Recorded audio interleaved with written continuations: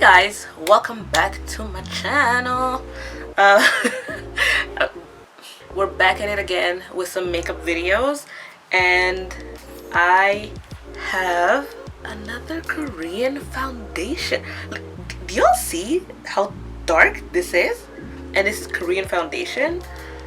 As you can see, I'm going to review the Innisfree Velvet Cover foundation. This one is in the color N49. This is the deepest. I mean, online it was the deepest I could see on their website. And online is always kind of like tricky to get, like, to pick a color for foundation. I was like, I'm gonna just go with the darkest because online it looked like it could match me, and usually they have like neutral, cool and warm undertones. But the one before this one was a cool undertone, which normally don't kind of like show red on my skin, and I have more of a neutral, almost more towards, leaning more towards the golden undertone. So I always prefer going with the neutral foundations. So, sorry, I'm like talking and shaking at the same time. So yeah, I'm actually pretty excited. If you actually have been watching my videos, I have reviewed a first Korean foundation. It was the VDL foundation. I'll probably link it somewhere up here for you to check it out if you want. But this one actually looks even darker than the VDL one, so I'm actually pretty excited. I'm excited. Yeah. Okay, so I have my sponge right here. I haven't primed yet, so I'm going to do that right now. I'm trying to film kind of quick because this is like the magic, like this is the golden hour.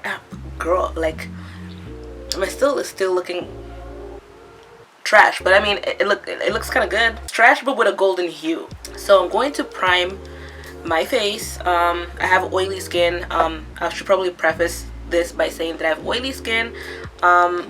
And usually I tend to go for matte foundations, and this one it claims to be matte. On the website when I purchased it, I think it is supposed to give like kind of like a velvety matte finish and like smooth out your complexion, so we'll see about that. Innisfree. Oh, actually, funnily enough, I'm going to prime with the Innisfree No Sebum Blur Primer. This is actually one of my favorite primers right now, and I'm going to mix it in with a little bit of the Fenty Beauty, what's this one? This is the True Matte Pro Filter Primer. There's a fly in my room and it keeps distracting me because it keeps like flying all over my head. I will get you. I actually like to mix these two because the Innisfree by itself, as you can see, it's a little bit on the thicker side. She's thick, but like to make it a little bit more to help it spread a little bit more, I like to mix it in with like not even a pump of this, just to make it a little bit more blendable, since the Fenty Beauty is a little bit more of a liquidy consistence. And these two together, oh, chef kiss. I'm not gonna put this all over my face. I'm just mixing the two on the back of my hand, and I'm going to just this fly. This is my chance. This is my chance.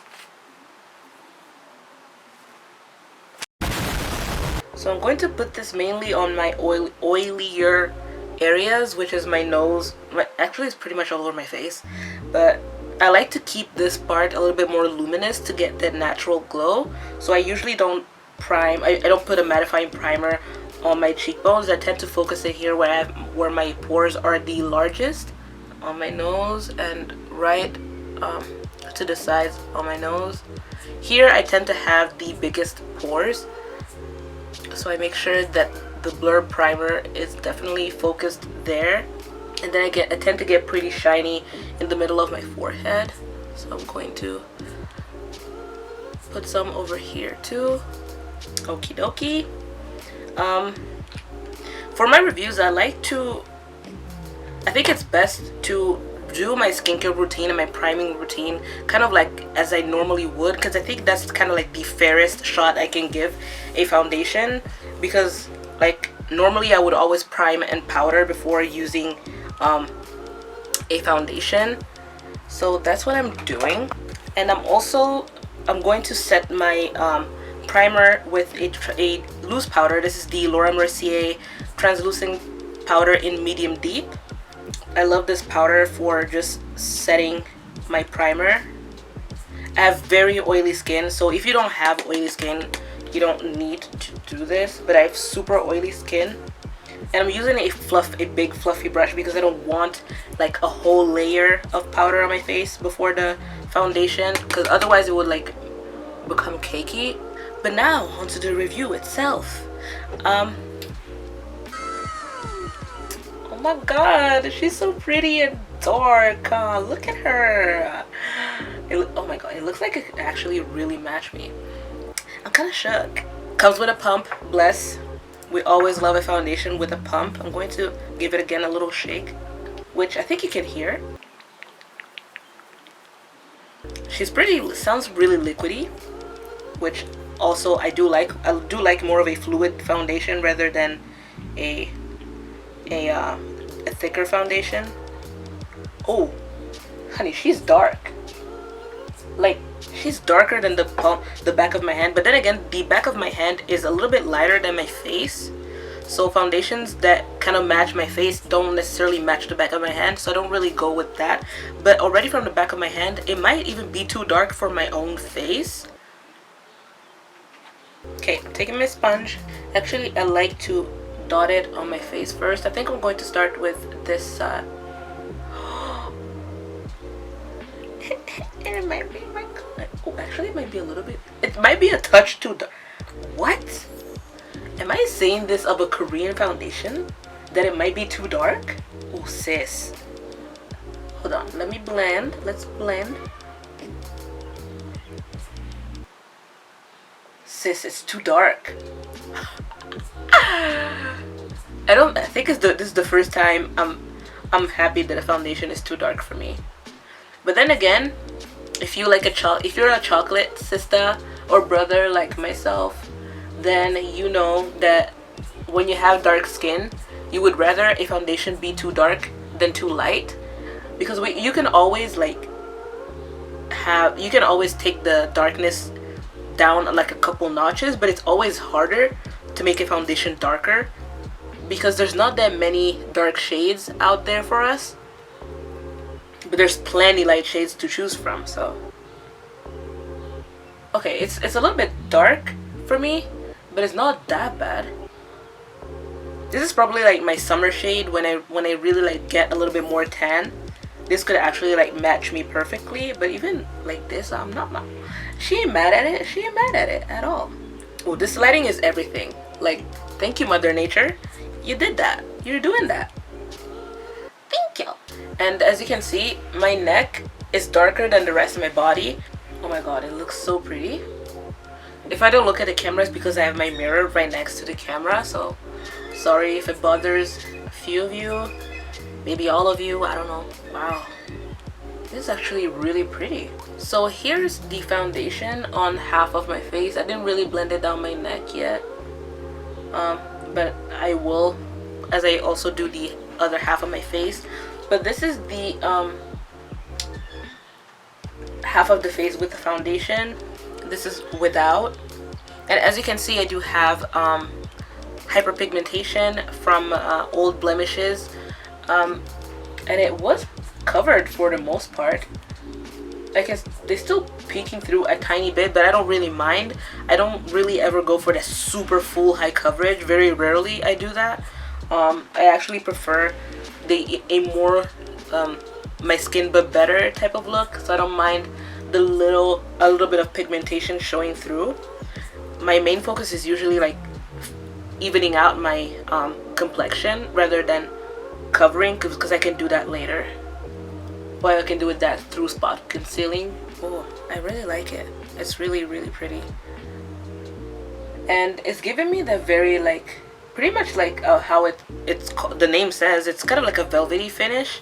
It's not super matte, but it's not like luminous as well as Korean foundations tend to be, like for the most part.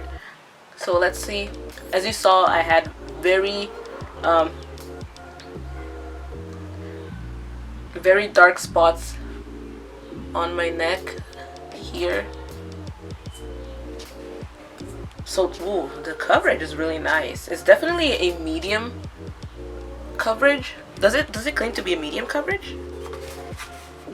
It says high coverage, but I would say it's more of a medium. Probably you can build it to full if you want to by like adding a second layer of foundation. Ooh, I like it. Yes. Yes, Innisfree.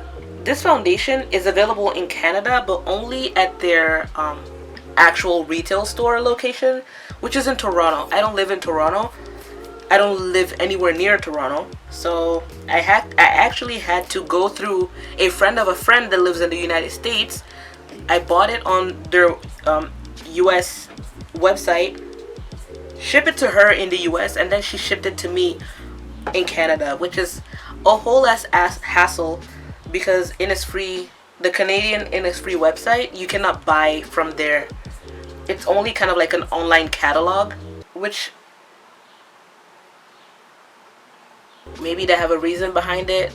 If they have, I don't know what their reason is. Like if it was possible to buy off of the Canadian website, like I would jump on this foundation. I wanted to jump on this foundation for like the past what, like 6 months, but I couldn't because I didn't know how to get my hands on it because I don't know anyone that lives in Toronto either. So do you say either or either? Can you say either / either way?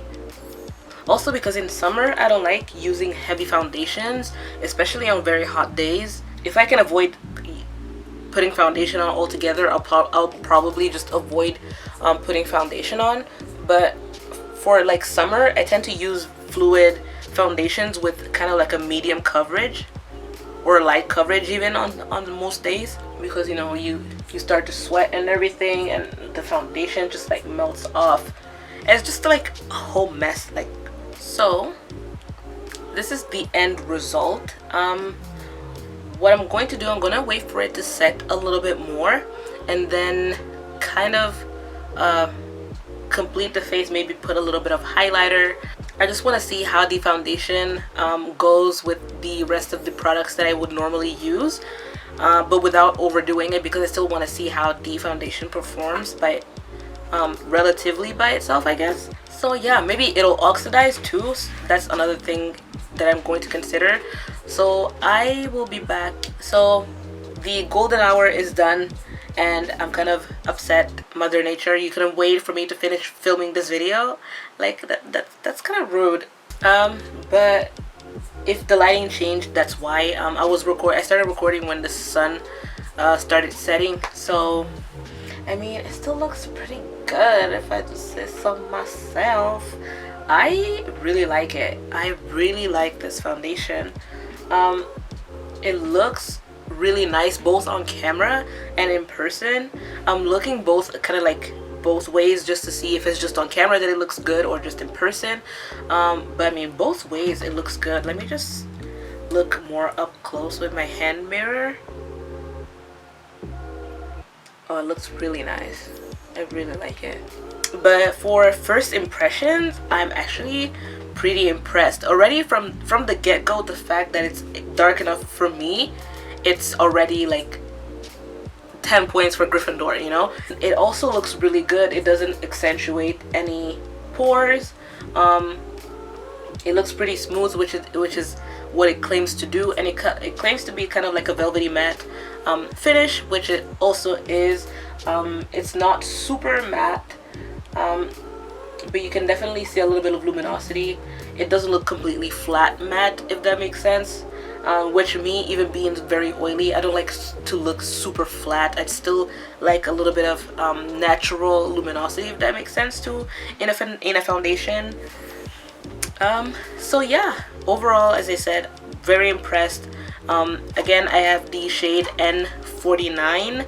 I will link everything in the description box down below. I hope you guys enjoyed watching this video. If you did, then please give the video a thumbs up. Subscribe to my channel if you like to see more content from me. If you do, please do consider subscribing to my channel if you enjoyed this video. And yeah, I'll catch you guys in my next video. Bye!